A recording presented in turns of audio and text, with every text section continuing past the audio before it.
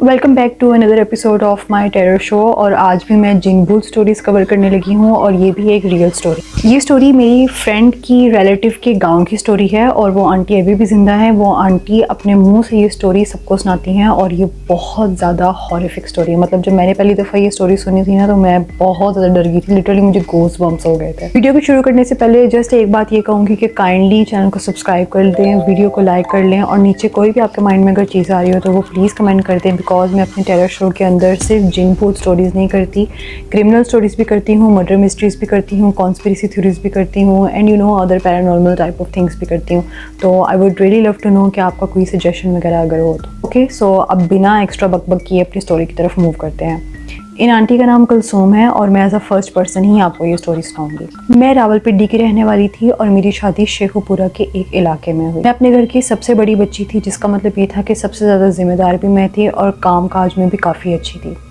जिस घर में मेरी शादी हो रही थी वो लोग सिर्फ 2 बहन भाई ही थे। भाई बड़ा था जो मेरे शौहर बनने वाले थे और बहन छोटी थी जिसकी शादी मेरी शादी के तकरीबन 6 से 8 माह के बाद रखी गई। जब मेरी रुखसती हुई और मैं अपने ससुराल में गई, मुझे तभी इस चीज़ का बहुत अच्छे से एहसास हो गया था कि अपनी नंद की शादी की तकरीबन 100% तैयारी सिर्फ अकेली मुझे ही करनी थी। क्योंकि मेरे शौहर काम के सिलसिले में शहर से दूसरे शहर जाते रहते थे, तो पीछे घर में सिर्फ मैं ही थी जो अपनी नंद की शादी के लिए अच्छे तरीके से तैयारी कर सकती थी। कपड़े, जूते, मेकअप, ज्वेलरी, हर चीज़ सिर्फ मुझे ही करनी थी। और आपको बहुत अच्छे से पता होगा कि ये ज़माना वो था कि जिन लड़कियों की नई शादी होनी थी वो घर से ज़्यादा बाहर नहीं निकल सकती थी। ब्राइड टू बी को घर में ही ज़्यादातर रखा जाता था। अब क्योंकि सारी जिम्मेदारी मुझ पर थी तो मेरी ज़्यादा कोशिश थी कि मैं फटाफट जो है वो सारा काम निपटा दूँ। इसी चक्कर में मुझे बहुत ज़्यादा टाइम बाज़ार में लगाना पड़ता था। मैं सुबह तकरीबन 9-10 बजे के टाइम ही बाज़ार चल पड़ती और तकरीबन असर से पहले घर आने की पूरी कोशिश करती।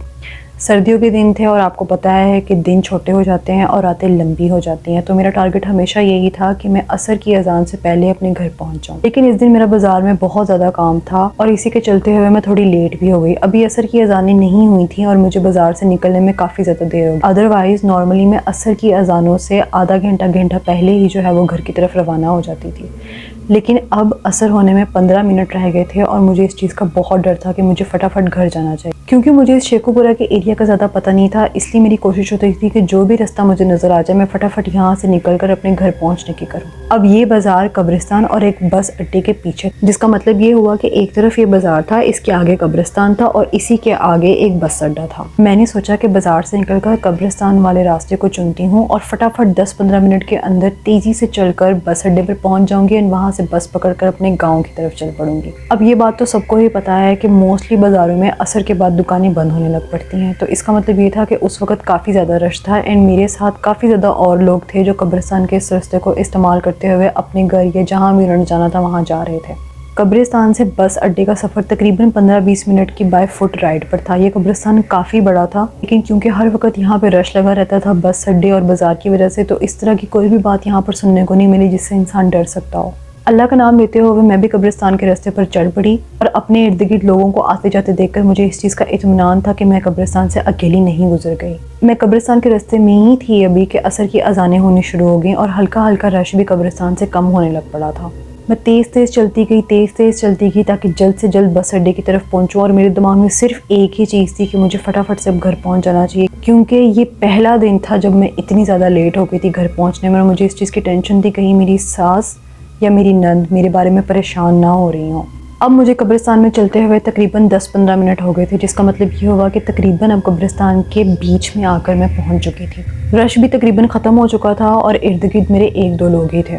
3-4 मिनट के दरमियान ही ये लोग भी मुझे नज़र नहीं आ रहे थे। अब मुझे थोड़ा डर तो लग रहा था, लेकिन मैंने और तेज़ चलना शुरू कर दिया ताकि जल्द से जल्द अड्डे की तरफ जा सकूं। इन्हीं ख्यालों के दरमियान 2-3 मिनट और गुजर गया। अब मुझे ऐसा महसूस होने लगा कि मेरे साथ कोई और भी चल रहा है। जितनी तेज़ में चलती वो कदमों की आवाज़ भी उतनी ही तेज़ आ जाती और अगर मैं रुक जाती तो वो आवाज़ रुक जाती और अगर मैं बहुत आहिस्ता चलती तो वो कदमों की आवाज़ भी बहुत ज़्यादा स्लो हो जाती। थोड़ी देर में रुकी, अल्लाह का नाम लिया, खुद पर दम किया और अपने आप को इस चीज़ को समझाया कि मैं जल्द से जल्द अपने घर अब पहुंचने ही वाली हूँ, थोड़ा सा हौसला और रख लो। इस चीज़ को भी 2-3 मिनट और ही हुए थे कि दोबारा मुझे कदमों की आवाज़ आने लग पड़ी। इस बार मैंने अल्लाह का नाम लेकर पीछे मुड़कर देखा तो मुझे दूर से एक आदमी शलवार कमीज़ के अंदर चलता हुआ अपने ही रास्ते पर अपनी ही तरफ आता हुआ नज़र आया। ये देखकर मुझे थोड़ा सा सुकून तो महसूस हुआ, क्योंकि अब मैं अकेली कब्रिस्तान में नहीं थी, कोई और इंसान भी मेरे साथ था। और अच्छी बात तो ये थी कि वो मेरे रास्ते पर ही आ रहा था। आहिस्ता आहिस्ता उस इंसान को मैंने अपनी तरफ बढ़ते हुए देखा और मेरे दिमाग में सुकून की एक लहर दौड़ने लग पड़ी। ये वो ज़माना था जब लोग दूसरे की बहन, बेटी और बहू को अपनी इज्जत समझते थे, इसलिए मैं भी बहुत रिलैक्स होकर, मुतमिन होकर चलने लग पड़ी और सोचा कि अब सिर्फ 10 या 8 मिनट का रास्ता ही रह गया है, तो मैं चल कर इसको पार कर लूँगी। इन्हीं सोचों के अंदर मैं चली जा रही थी, अल्लाह की तस्बीह भी करती जा रही थी कि थोड़ी देर बाद मुझे पीछे से आवाज़ आई कि बीबी तुम्हारी कोई चीज़ पीछे गिर गई है। मैं हड़बड़ा गई। मैंने अपने हाथ में सारे पकड़े हुए शॉपर देखे, चीज़ें देखी, तो मुझे एहसास हुआ कि एक छोटा सा शॉपर मेरे से गिर चुका है। मैं पीछे मुड़ी, शॉपर उठाया, शुक्रिया बोला, और जब ऊपर उठी तो गलती से मेरी नज़र उस इंसान पर पड़ी। वो इंसान नहीं था, वो कोई और ही चीज़ थी। उसका धड़ तो बिल्कुल इंसानों वाला था, पेशावरी चप्पल और नॉर्मल शलवार कमीज़, लेकिन उसकी शक्ल पर कुछ भी नहीं था। और कुछ भी नहीं से मेरा मतलब ये है कि ब्लैंक था, कुछ भी नहीं था, एक खाकी कागज़ की तरह उसकी शक्ल।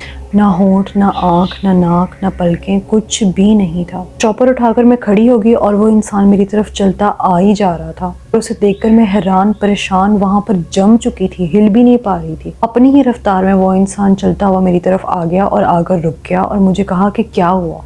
जब उससे क्या हुआ कि आवाज़ मैंने सुनी तो उसकी शक्ल पर कुछ ना देखकर मैं और परेशान हो गई और इसी परेशानी की वजह से मैं वहीं पर बेहोश हो गई। जब मेरी आंख खुली, या ऐसे कहूँ कि जब मुझे होश आया, तो मैंने अपने आप को एक तांगे पे पाया और घोड़े की चाल की आवाज़ मेरे कानों में पड़ रही थी। आंख खुलते ही मैंने अपनी चीज़ों को ठीक किया, अपना दुपट्टा ठीक किया और पाया कि उस तांगे पर मेरे साथ 3-4 लोग और भी बैठे हुए हैं। मैंने तस्वीर दोबारा शुरू कर दी और अपने आप को ये कहना शुरू कर दिया कि शायद मैं बहुत ज़्यादा थकी हुई थी, तांगे पर मैं पहुंच चुकी थी, मेरी आंख लग गई और मैंने एक ये डरावना ख्वाब देखा।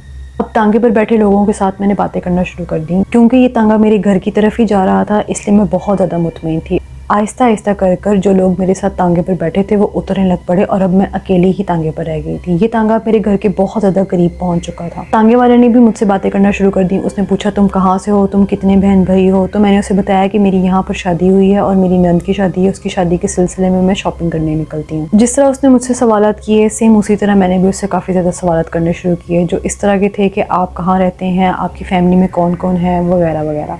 तो उसने मुझे बताया कि पाकिस्तान बनने से पहले उसकी फ़ैमिली यहाँ पर रह रही है और वो बहुत हंसी खुशी रह रहे थे।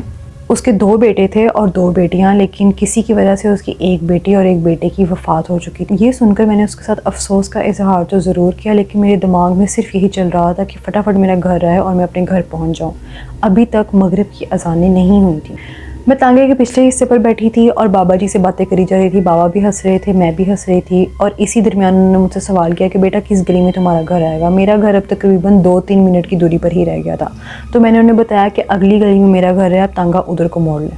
बाबा जी ने तांगे को मेरी गली में मोड़ा। तकरीबन मेरे घर के सामने ही उन्होंने तांगा रोक लिया। मैं पीछे से तांगे से उतर कर आगे आई और मैंने उनसे कहा कि बाबा जी आप कितने पैसे लेंगे।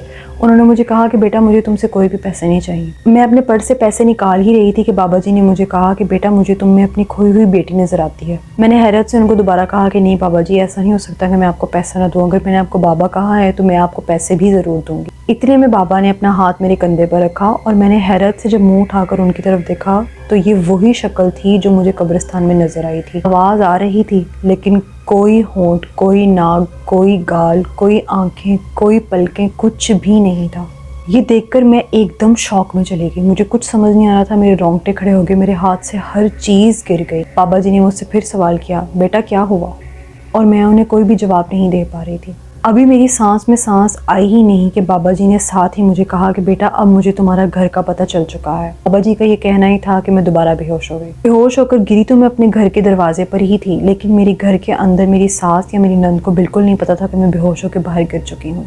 वो लोग परेशान थे। 2-3 घंटे के बाद जब ईशा की अज़ानें होनी थी तो मेरी सास जब घर से बाहर निकली तो उन्होंने मुझे बाहर बेहोश पाया। उन्होंने मेरी नंद को बुलाया, मुझे उठाया और घर के अंदर लेकर गए। मेरी हालत थोड़ी दुरुस्त की और मुझे होश में लाया। मुझे मेरी सास ने बताया कि तुम्हें 3 दिन के बाद होश आई, बहुत मुश्किलों से दम दरुद करके तुम्हें होश में लाया गया। उन्हें तो यही लगा था कि शायद शादी की तैयारियों के चक्कर में मैं बहुत ज़्यादा थक गई और थक कर गिर पड़ी, लेकिन ऐसा नहीं था।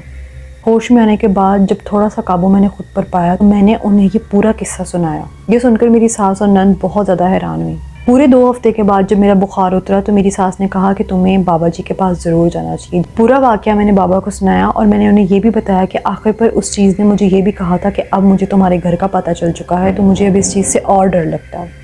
तो बाबा जी ने कहा कि बेटा तुम्हें 2 दिन के बाद अब दोबारा आना पड़ेगा मेरे पास। मैं घर आ गई। अपनी सास और नंद के साथ डरते डरते मैंने वो 2 दिन अल्लाह अल्लाह करके निकाले और जब दोबारा बाबा जी के पास गई, उन्होंने मुझे बताया कि क्योंकि तुम जल्दबाजी में जल्द घर आने के चक्कर में एक नाले के ऊपर से गुजरती थी, तो उस जिन के 2 बच्चे, एक बेटा और एक बेटी, नाले के ऊपर खेल रहे थे और तुम्हारा पाँव उन दोनों के ऊपर गलती से आ गया।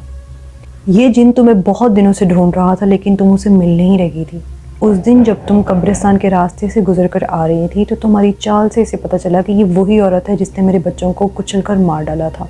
इसे खुद पर काबू ना रहा और उसकी शरारत की वजह से तुम्हारे हाथ से शॉपर गिर गया और उसने तुम्हें आवाज़ देकर ये भी कहा कि अपनी चीज़ उठा लो। जब तुम मुड़ी तो इसने कोशिश की तुम्हारे कंधे पर हाथ रख सके ताकि तुम्हें अपने काबू में कर सके, लेकिन तुम उसके काबू में ना आई। तुम वहीं पर बेहोश हो गई। इसने तुम्हें उठाया, एक तांगे वाले का भेस लिया। वो तांगा, वो लोग, वो घोड़ा, वो सब फर्जी थे, उसमें से कुछ भी असल नहीं था। सिर्फ एक चालबाजी की गई तुम्हें अपने झांसे में फंसाने के लिए और देखने के लिए कि तुम कहाँ रहती हो, ताकि ये तुम्हारे घर तक आके तुम्हें नुकसान पहुंचा सके और अपने बेटे और अपनी बेटी का बदला ले सके। तुम इसके इस जाल में फंस गई। अब वो तुमसे किसी ना किसी तरीके से अपनी बेटी और बेटे का बदला लेना चाहता है। मैंने बाबा जी से कहा कि बाबा जी, मैंने उस तांगे वाले को भी अपना बाबा ही बोला था। आप मेरा ये पैगाम उन्हें ज़रूर पहुंचा दें कि जो भी हुआ है वो गलती से हुआ है, मेरा इसमें कोई भी इरादा नहीं था।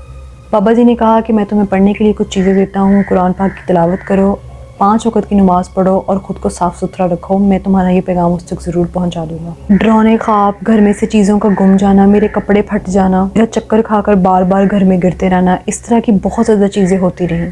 मेरी नंद की शादी पर जहाँ पर घर में खुशियों का माहौल था, वहाँ पर मेरी वजह से एक मातम का माहौल बनने लग पड़ा। बाबा जी के अकॉर्डिंग वो जिन चाहता था कि उसी घर में से किसी एक मर्द या औरत को मार दे।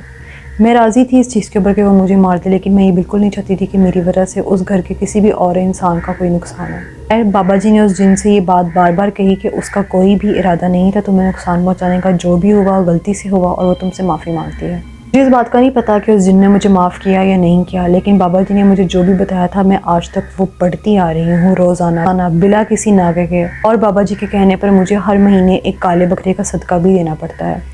अगर किसी महीने ये काले बकरे का सदका मैं नहीं दे पाती तो यही सब चक्कर खा के गिर पड़ना, घर में चीज़ों का टूटना, चीज़ों का गुम हो जाना दोबारा शुरू हो जाता है।